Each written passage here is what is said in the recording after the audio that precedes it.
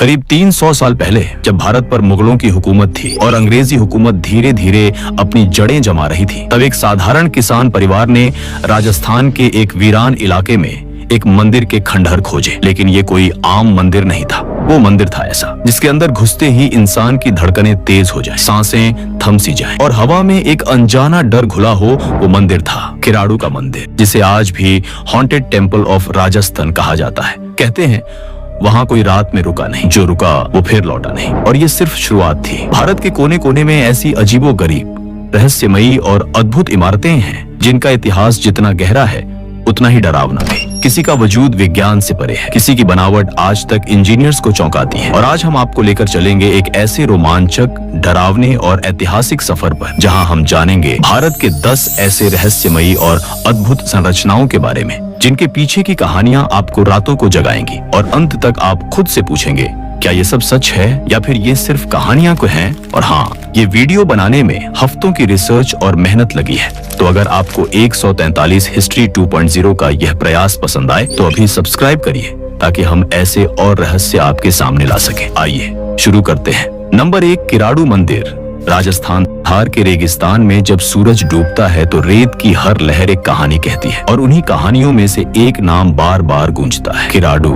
राजस्थान का एक छोटा सा गांव, जहां आज शायद ही कोई रुकना चाहे, क्योंकि यहाँ का एक मंदिर अपने स्थापत्य से ज्यादा अपनी खामोशियों के लिए जाना जाता है। ये मंदिर इतना प्राचीन है कि जब दिल्ली में मुगल साम्राज्य खड़ा भी नहीं हुआ था, तब ये विशाल पत्थरों से बना मंदिर राजपूताना की रेखाओं पर खड़ा था। इतिहास बताता है कि 11वीं से 12वीं शताब्दी के बीच ये जगह एक बड़ा सांस्कृतिक और धार्मिक केंद्र थी। माना जाता है कि यहाँ एक विशाल गुरुकुल था, सैकड़ों शिष्यों वाला। और यही थी कहानी की शुरुआत। एक साधु जो वहाँ साधना करता था, गांव के लोगों से कहता था, मैं कुछ दिन के लिए जा रहा हूँ, लेकिन मेरे एक शिष्य की देखभाल करना। लेकिन जब वो लौटा तो पाया कि गांव वालों ने उसके मासूम शिष्य को भूखा प्यासा मरने के लिए छोड़ दिया था। साधु की आंखों में आंसू नहीं थे, लेकिन गुस्सा इतना भयानक था कि उसने पूरा गांव शापित कर दिया, तुम सब पत्थर बन जाओगे। और कहते हैं अगली सुबह किराड़ू की हवाओं में सन्नाटा था। लोग नहीं थे, सिर्फ पत्थर थे। मंदिर की दीवारों पर, स्तंभों के किनारों पर और खंडहरों में बिखरे चेहरों पर जैसे कोई कहानी पत्थर में कैद हो गई हो। मंदिर की नक्काशी इतनी बारीक है कि हर मूर्ति का चेहरा, हर मुद्रा मानो जिंदा हो। और अब सबसे डरावनी बात सुनिए, आज तक किसी ने यहाँ रात नहीं बिताई। लोकल गाइड्स, सिक्योरिटी पर्सनल, यहाँ तक कि कुछ रिसर्चर्स, कुछ ने कोशिश की है, पर अगली सुबह या तो वो बुरी हालत में मिले या फिर हमेशा के लिए गायब हो गए। सिर्फ एक घटना नहीं, ऐसे कई केस दर्ज हैं। Archaeological survey of India ASI ने यहाँ रिसर्च की, कई टीम्स भेजी गई। स्ट्रक्चरल एनालिसिस, कार्बन डेटिंग और 3D स्कैन्स से मंदिर की बनावट को समझा गया।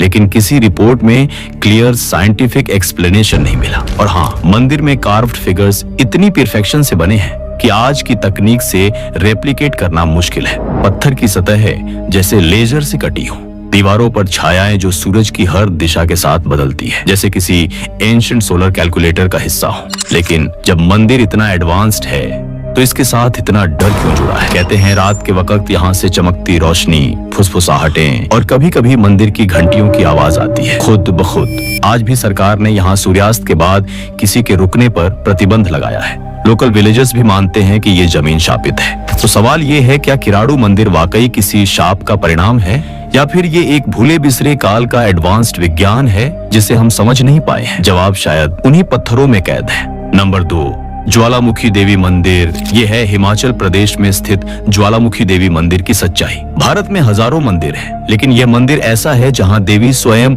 ज्वाला रूप में प्रकट होती है, बिना किसी पंडित के हाथ जलाए, बिना किसी दिया बाती के। एक प्राकृतिक अग्नि चट्टानों के बीच से निरंतर बाहर निकलती रहती है और लोग इसे माँ की ज्वाला कहते हैं। लेकिन सवाल वही है, आग बिना ईंधन की कैसे जलती है? इतिहास में चलते हैं पीछे हजारों साल। ये वही जगह मानी जाती है जहाँ सती के शरीर के अंग गिरे थे, जब भगवान शिव उनकी जली हुई देह को लेकर तीनों लोकों में भटक रहे थे। कहते हैं सती की जीभ यहीं गिरी थी और तभी से यहाँ से अग्नि की लपटें निकलनी शुरू हुई। लोक कथा या नहीं, लेकिन आज जो यहाँ आता है वो इस चमत्कार को आंखों से देख सकता है। मंदिर की चट्टानों में 9 अलग अलग जगहों से नीली नारंगी लपटें निकलती हैं, जो ठीक वैसी दिखती हैं जैसे किसी गैस स्टोव से जलती आग। फर्क सिर्फ इतना है, यहाँ कोई सिलेंडर नहीं। ब्रिटिश राज में इस रहस्य को हल करने के लिए एक पूरी टीम भेजी गई थी। कुछ ने इसे मिथ कहा तो कुछ ने अंडरग्राउंड नेचुरल गैस लीकेज बताया। और फिर खुदाई शुरू हुई। कई फीट नीचे तक खुदाई की गई। चारों तरफ की जमीन टेस्ट हुई, लेकिन हर बार फ्लेम तो जलती रही, पर जवाब गायब। हिमाचल की सर्दियों जब तापमान -5 तक चला जाता है, तब भी ये ज्वाला वैसे ही जलती है।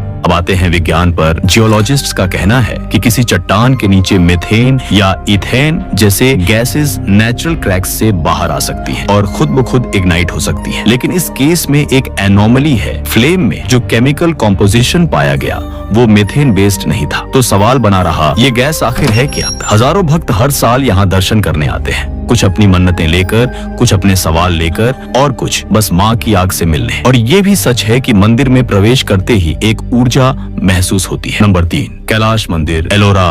एक चट्टान को काटकर बना चमत्कार, ये इंसानी कल्पना की सीमा से भी परे है। महाराष्ट्र की गुफाओं में छिपा हुआ एक मंदिर ऐसा जिसे न ईंट से बनाया गया न पत्थरों को जोड़ा गया, बल्कि एक ही चट्टान को ऊपर से नीचे तक काटकर एक पूरा शिव मंदिर तराश दिया गया। नाम है कैलाश मंदिर, एलोरा की गुफा संख्या 16। और इसकी कहानी सुनकर इतिहासकार भी चुप हो जाते हैं। 700 से 750 ईस्वी के आसपास राष्ट्रकूट राजा कृष्ण प्रथम ने इस मंदिर का निर्माण करवाया।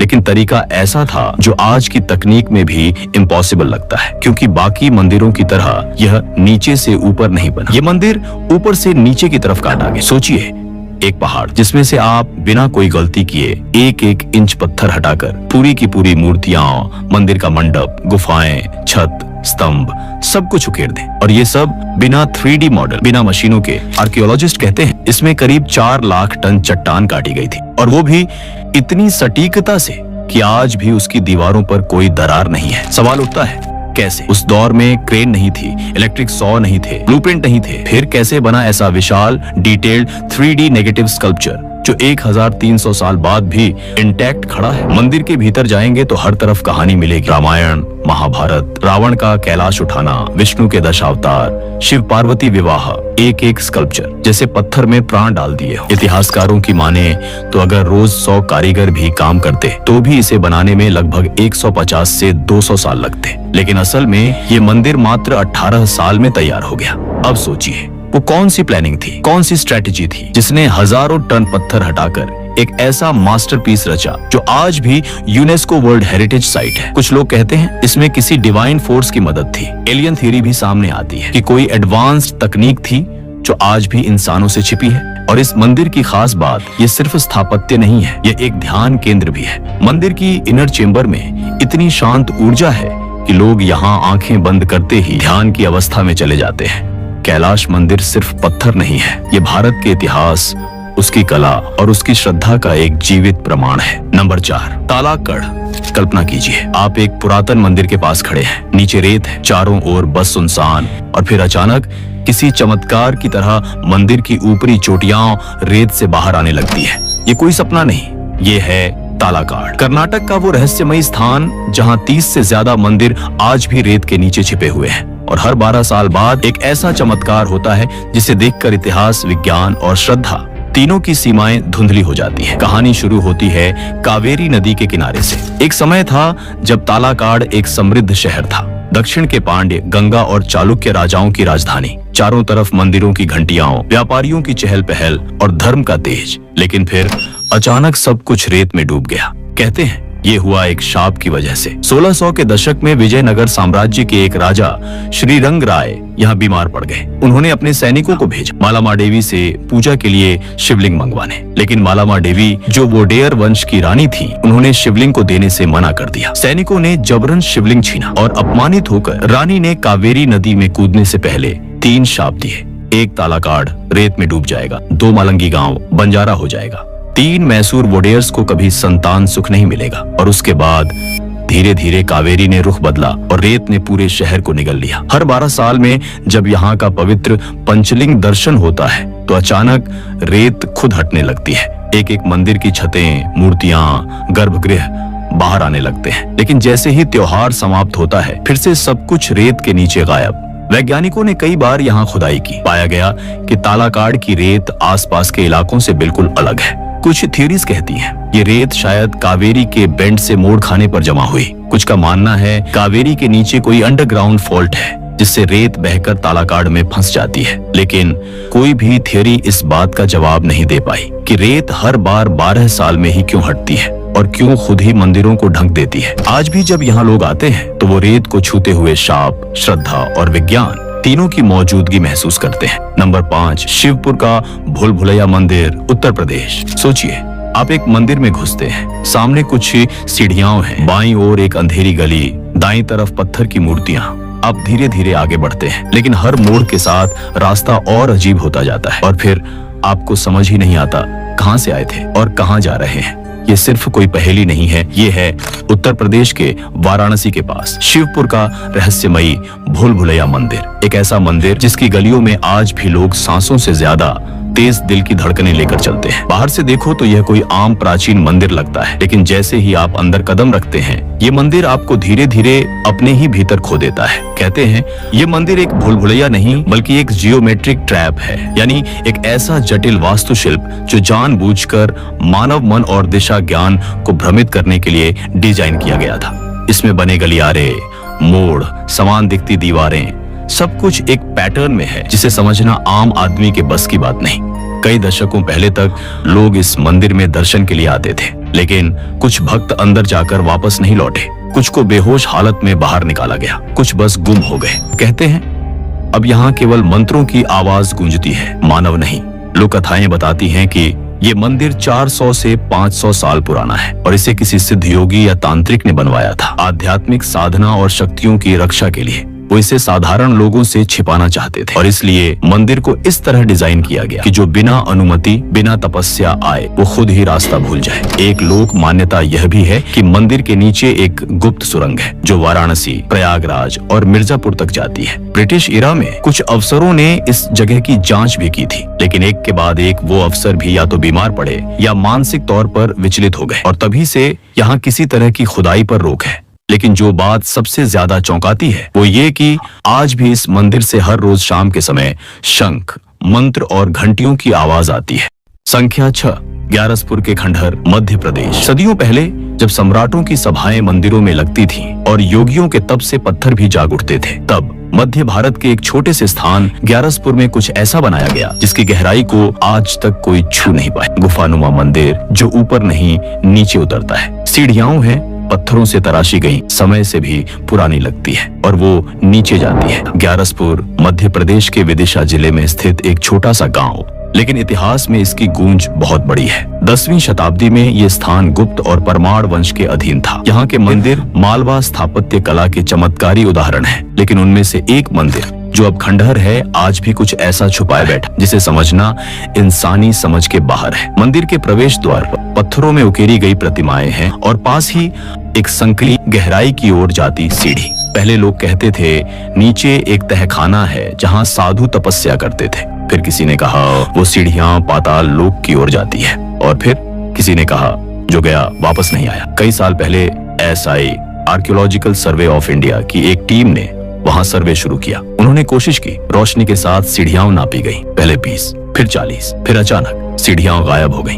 जी हाँ, रास्ता अचानक कटा कटा सा लगने लगा, जैसे पत्थर हिल चुके हों और सामने एक अजीब सी दीवार जो पहले नहीं थी। वैज्ञानिकों ने अनुमान लगाया कि शायद ये कोई शिल्पगत भ्रम, इल्यूजन हो सकता है, लेकिन सवाल ये था हर बार हर टीम को अलग नक्शा क्यों दिखता है। एक पुरातत्वविद ने कहा जैसे ही हम आगे बढ़ते हैं ये रास्ता अपने आप बदलता है, जैसे कोई अदृश्य शक्ति हमारे इरादों को पढ़ रही हो। स्थानीय पुजारियों की मान्यता है कि ये मार्ग केवल उन्हीं के लिए है जो तप और साधना के योग्य हों। कुछ स्थानीय लोग बताते हैं कि एक बार एक साहसी युवक कैमरा लेकर नीचे गया, लेकिन उसकी रिकॉर्डिंग में एक ध्वनि थी जो इंसानी नहीं लगती थी और फिर कैमरा भी वहीं छोड़ दिया गया। लोक कथाओं में लिखा है कि ग्यारसपुर का यह खंडहर एक तांत्रिक साधना स्थल था। यहाँ देवी देवताओं की मूर्तियां नहीं, ऊर्जा केंद्र स्थापित किए गए थे और ये सीढ़ियां उन्हीं ऊर्जा के स्रोत तक ले जाती हैं, जहाँ मूल तत्व यानी सृष्टि का रहस्य छिपा हुआ है। लेकिन अगर हर बार रास्ता बदल जाता है तो क्या ये कोई लिविंग स्ट्रक्चर है? कुछ वैज्ञानिक इसे सबटेरेनियन एकोमेज कहते हैं, यानी ऐसा भूगर्भीय मार्ग जो ध्वनि, ऊर्जा और द्रव्यमान के प्रभाव से स्वरूप बदल सकता है। लेकिन क्या वाकई पत्थर भी दिशा बदल सकते हैं? आज इस खंडहर को सिर्फ दूर से देखा जाता है। कोई पास जाता है तो पहले वो सीढ़ियों को देखता है, फिर अचानक वो गायब हो जाती है और रह जाता है सिर्फ एक सवाल, ये नीचे कहाँ जाता है? क्या ये एक चेतन मंदिर है या फिर वाकई किसी और लोक का द्वार? ग्यारसपुर हमें ये सिखाता है कि कुछ खंडहर मिटे नहीं होते, वो सो रहे होते हैं और कभी कभी वो जागते हैं तभी जब कोई उन्हें सच में समझना चाहता है। नंबर 7, महिष्मती, नर्मदा में डूबा साम्राज्य। क्या आपने बाहुबली देखी है? महिष्मती की भव्य राजधानी, ऊंचे महल, विशाल सिंहासन और एक ऐसी नगरी जो राजा की शान और देवताओं के वरदान से बनी थी। लेकिन वो सिर्फ एक फिल्म नहीं थी, महिष्मती वाकई अस्तित्व में थी और अब वो पूरी की पूरी नगरी नर्मदा नदी के नीचे दबी हुई है। मध्य प्रदेश की नर्मदा घाटी में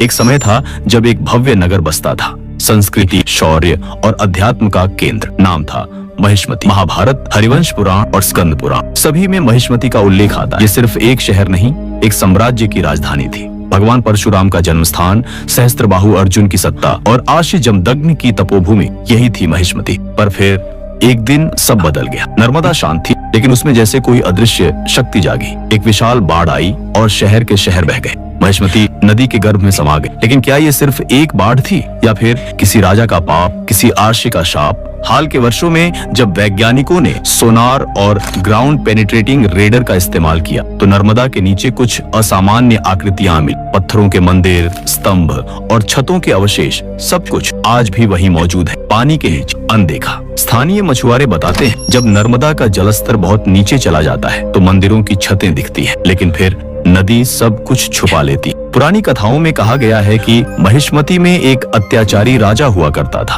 उसने एक ब्राह्मण परिवार पर अत्याचार किया और उस ब्राह्मण ने पूरे नगर को शाप दे दिया, तुम्हारा वैभव ही तुम्हारा विनाश बनेगा, ये नगरी जल में डूबेगी। और फिर शाप सच हो गया। लेकिन प्रश्न उठता है, क्या ये वास्तव में शाप था या सिर्फ एक भयानक प्राकृतिक घटना? वैज्ञानिक कहते हैं नर्मदा घाटी टेक्टोनिक एक्टिव जोन में है। शायद किसी भूकंप या भूस्खलन से पूरा इलाका धंस गया होगा। लेकिन सवाल ये है कि अगर ऐसा हुआ तो मंदिर आज भी कैसे सलामत है? इतिहासकारों को आज भी पुरानी ताम्रपत्र मिलते हैं जिनमें महिष्मती की सीमा और राजनैतिक व्यवस्था का जिक्र है। और दिलचस्प बात यह है कि वो सभी सीमाएं आज की नर्मदा नदी के रास्ते से मेल खाती है। फिल्म बाहुबली ने इस कल्पना को जीवंत किया, लेकिन असली कहानी शायद उससे भी भव्य थी। क्या हम कभी दोबारा महिष्मती को देख पाएंगे या वो हमेशा नर्मदा की चुप्पी में दबी रहेगी? नंबर 8, बृहदेश्वर मंदिर गुरुत्वाकर्षण को मात देता है। आपके सामने खड़ा है एक मंदिर जो 1000 साल पुराना है और आज भी वैज्ञानिकों को हैरान करता है। बृहदेश्वर मंदिर, तंजावुर, तमिलनाडु। इसे सिर्फ एक मंदिर कहना इतिहास का अपमान होगा। ये एक स्थापत्य चमत्कार है। ये गुरुत्वाकर्षण की सीमाओं को चुनौती देता है। और सबसे अजीब बात, इस मंदिर की छाया दोपहर के वक्त जमीन पर नहीं पड़ती। राजा राजराज चोल ने इसे 1010 ईस्वी में बनवाया था। तब न क्रेन थी, न हाईटेक मशीनें, लेकिन फिर भी इस मंदिर के शिखर पर एक 80 टन का ग्रेनाइट ब्लॉक रखा। और सवाल ये है, वो पत्थर वहां कैसे पहुंचा? कुछ इतिहासकार मानते हैं कि एक 6 किलोमीटर लंबा रैंप बनाया गया मिट्टी और लकड़ी से, ताकि पत्थर को धीरे धीरे ऊपर चढ़ाया जा सके। पर अब सवाल ये है, वो रैंप गया कहां? इतना विशाल स्ट्रक्चर अचानक गायब कैसे? क्या रैंप कभी था ही नहीं? और अगर नहीं था तो क्या चोल वंश के इंजीनियरों ने गुरुत्वाकर्षण को ही आउटस्मार्ट कर लिया था? टेम्पल की डिजाइन इतनी प्रिसाइज है कि शिखर टॉप टावर की छाया दोपहर के वक्त जमीन को नहीं छूती। जब सूरज सीधा ऊपर होता है तो उसकी किरणें भी मंदिर को ऐसे चूमती हैं कि छाया गायब हो जाती है। क्या ये ऑप्टिकल इल्यूजन या कोई ऐसी वास्तु रचना जो आज के इंजीनियर्स भी नहीं समझ पाए? बृहदेश्वर मंदिर की दीवारों पर हजारों नक्काशियां हैं, नृत्य, युद्ध, संस्कृति और देवी देवताओं की कहानियां। लेकिन इन कलाओं के बीच कई ज्योमेट्रिक सिंबल्स भी छुपे हुए हैं जिनका अर्थ आज तक पूरी तरह से डिकोड नहीं हो पाया है। और एक बात और, इस मंदिर की हर ईंट, हर पत्थर एक दूसरे से परफेक्टली इंटरलॉक्ड है, बिना किसी मॉडर्न सीमेंट के। और जब दक्षिण भारत में भूकंप आया, ये मंदिर जरा भी नहीं हिला। अब सोचिए, 1000 साल पहले इतनी एडवांस्ड इंजीनियरिंग कैसे संभव थी? क्या चोल वंश के वास्तुकार एस्ट्रोनॉमी, फिजिक्स और साउंड इंजीनियरिंग को जानते थे?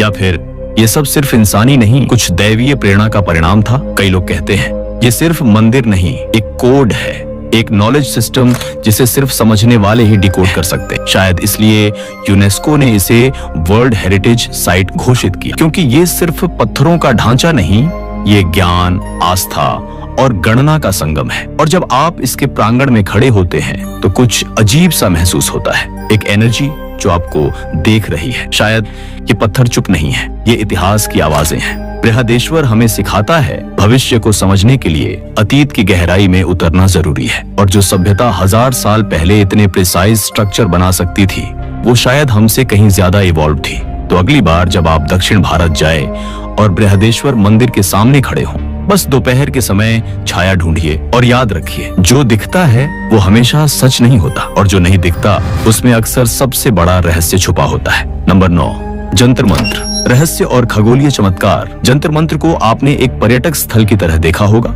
लेकिन ये महज एक स्थापत्य नहीं, ये समय और ब्रह्मांड की भाषा को पत्थरों में ढाला गया ग्रंथ है। 18वीं सदी में महाराजा जयसिंह ने इसका निर्माण करवाया था, लेकिन इसकी गणनाएं आज भी नासा के वैज्ञानिकों को हैरान कर देती है। यहाँ मौजूद सम्राट यंत्र, एक विशाल सनडायल, समय को सेकंड के सटीकता से बताता है, वो भी बिना किसी मशीनरी के। कहा जाता है कि महाराजा जयसिंह ने इस यंत्र के माध्यम से ग्रहों की चाल समझकर युद्ध और प्रशासनिक निर्णय लिए। लेकिन कुछ हिस्से ऐसे भी हैं जहां ध्वनि गूंजती है और विज्ञान उसका कोई कारण नहीं ढूंढ पाया। क्या जंत्र मंत्र सिर्फ एक वेधशाला है या कोई रहस्यमयी ज्योतिष विज्ञान का केंद्र? नंबर 10, रहस्य में डूबा कुतुब मीनार का लौह स्तंभ। दिल्ली के कुतुब मीनार परिसर में स्थित है एक 1600 साल पुराना लौह स्तंभ, जिसे अब तक जंग नहीं लगी। सोचिए, इतनी पुरानी धातु खुले में, बारिश, गर्मी, ठंड सब सहते हुए भी चमकता रहता है। वैज्ञानिकों ने इसे फास्फोरस आयरन कहा, कुछ ने एडवांस मेटलर्जिकल टेक्नोलॉजी।